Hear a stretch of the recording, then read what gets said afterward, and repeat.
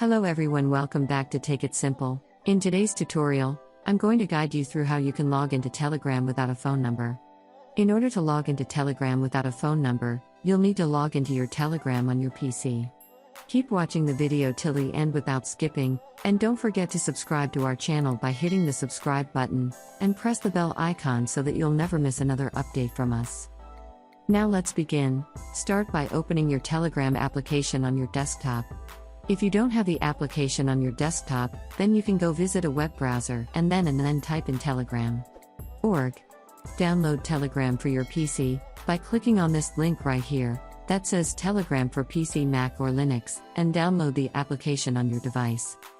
Once you have the app, simply click it open. Soon after you do that, click on Start Messaging, and now instead of logging into Telegram with your mobile number, you can go and log in using your QR code option.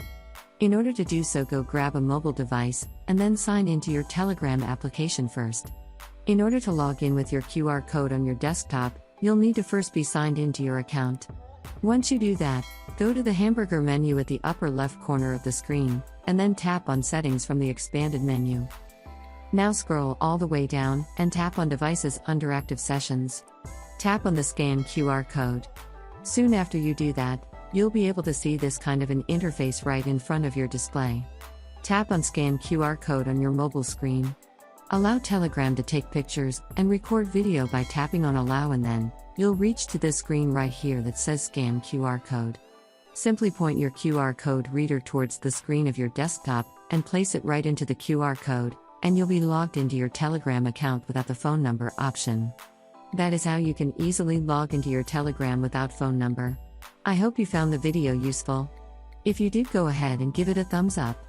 Feel free to comment down below in the comment box if you have a question or feedback. I'll be back soon with more tutorial episodes again. Thank you for watching.